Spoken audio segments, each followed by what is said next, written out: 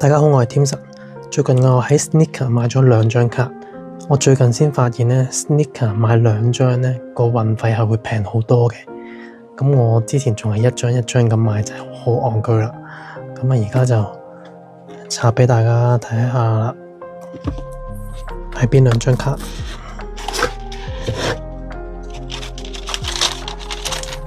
？Sneaker 嘅包裝都係如常啦，有啲牛皮紙咁樣之後就包住。咁今次呢，我係有2張卡嘅，咁所以佢2張卡呢都係包埋一齊。咁呢2張卡呢都係冇嗰個認證嗰個套嘅，就係呢2張啦。咁首先呢張啦就係見到啦，2022年嘅 Fusion Art 啦，匯流藝術嘅 Triple Rare 3R 嘅夢幻。咁點解買呢張就呢個都唔使多解釋啦。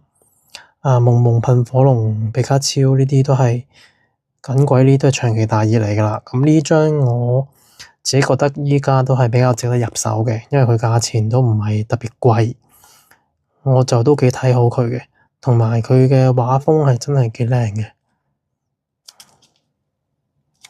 就係咁啦，所以就買咗呢張啦。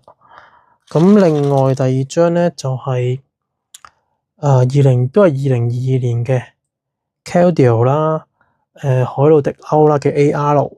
咁買呢張呢就因為本身佢就比較 PSA 10就比較市面上比較少嘅，同埋佢畫風就比較靚啦，我係欣賞佢嗰個藝術感，真係好靚嘅。同埋佢 PSA 10嘅數量都係2000零張咁樣。咁呢個就係我私心純粹藝術收藏嘅啫，所以呢，今次就係買咗呢2張卡啦。好啦，下次再開箱更多嘢俾大家，拜拜。